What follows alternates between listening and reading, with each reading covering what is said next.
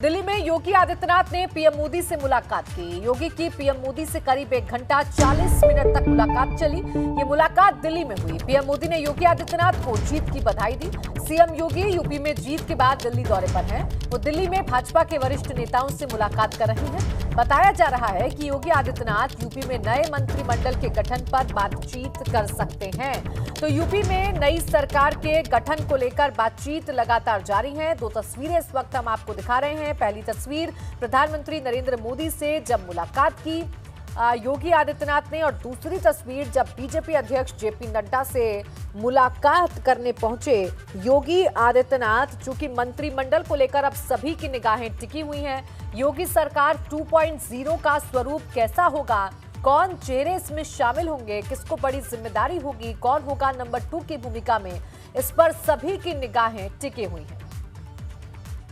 देखिए 1 घंटा 40 मिनट तक चली प्रधानमंत्री नरेंद्र मोदी के साथ बैठक। और अभी जो दूसरी तस्वीर आप देख रहे हैं, ये लाइव तस्वीरें हम आपको दिखा रहे हैं। जेपी नड्डा से मुलाकात कर रहे हैं मुख्यमंत्री योगी आदित्यनाथ और उनसे भी चर्चा हो रही है। जाहिर सी बात है, प्रचंड जीत के बाद जब हाईकमान से मुलाकात हो रही है तो बधाइयों का दौर भी चल रहा है। तो इसके साथ ही साथ चर्चा हो रही है कि योगी सरकार 2.0 का जो आकार है, जो स्वरूप है, वो कैसा होना चाहिए, क्योंकि यहां बात 2024 की भी है। योगी सरकार 2.0 के जरिए 2024 के समीकरण को साधने की भी कोशिश की जाएगी, क्योंकि उत्तर प्रदेश में 80 लोकसभा की सीटें आती हैं। अब इसके बाद आपको वो ट्वीट भी दिखा देते हैं। ये ट्वीट किया है प्रधानमंत्री नरेंद्र मोदी ने। लिखा है कि आज योगी आदित्यनाथ जी से भेंट हुई, उन्हें उत्तर प्रदेश चुनाव में मिली ऐतिहासिक जीत की बधाई दी। बीते 5 वर्षों में उन्होंने जन आकांक्षाओं को पूरा करने के लिए अथक परिश्रम किया। मुझे पूर्ण विश्वास है कि आने वाले वर्षों में वो राज्य और को विकास की और अधिक ऊंचाइयों पर ले जाएंगे। और आइए सीधा रुख कर लेते हैं दिल्ली का। मेरे सहयोगी अविनाश मेरे साथ जुड़ गए हैं ज्यादा जानकारी के साथ। अविनाश, प्रधानमंत्री मोदी से मुलाकात हो गई है मुख्यमंत्री योगी आदित्यनाथ की। अब आगे क्या कुछ उनके कार्यक्रम हैं, क्या कुछ चर्चाएं, क्या कुछ सुगबुगाहट दिल्ली में सुनाई दे रही है उत्तर प्रदेश को लेकर?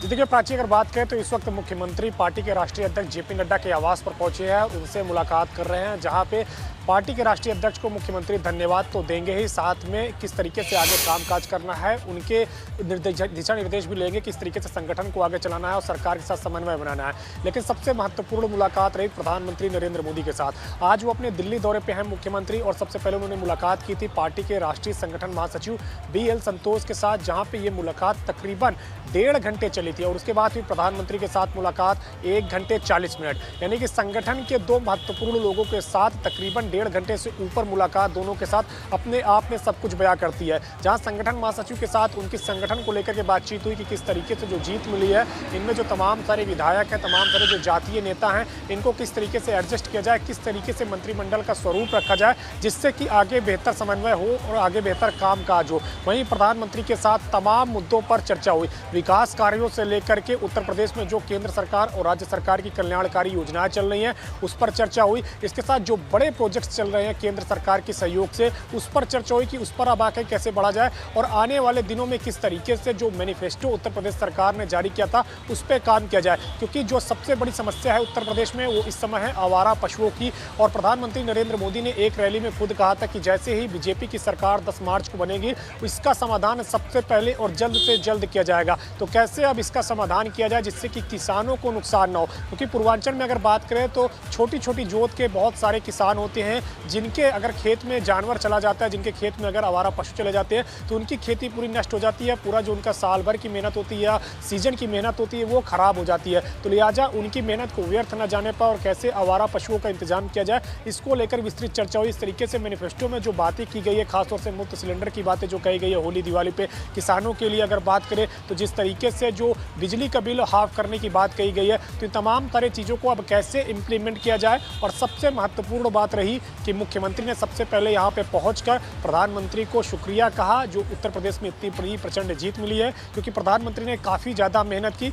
बदले में प्रधानमंत्री ने भी मुख्यमंत्री का स्वागत किया और उनको कहा है कि जिस तरीके से पिछले 5 वर्षों से आपने सतत विकास किया है, आगे भी इसी तरीके से सतत विकास कार्य जारी रखिएगा। इसके बाद मुख्यमंत्री ने अपने शपथ ग्रहण समारोह के लिए प्रधानमंत्री को आमंत्रित किया है, ये औपचारिकता थी। चूंकि अगर बात करें तो जिस तरीके से योगी 2.0 की सरकार अब उत्तर प्रदेश के अंदर बनने जा रही है, तो वहाँ पे प्रधानमंत्री का पहुँचना और उनका आशीर्वाद देना मंच से ये अपने आप में सब कुछ बयां करेगा। दूसरी सबसे खास बात यह रही कि जिस तरीके से केंद्र सरकार की तमाम सारी योजनाएं चल रही हैं, आज आला कमान से मुलाकात कर रहे हैं और आने वाले योगी सरकार का क्या स्वरूप रहेगा, क्या प्राथमिकता रहेंगी, इन तमाम बातों पर चर्चा भी दिल्ली में हो रही है। शुक्रिया आपका अविनाश तमाम जानकारी।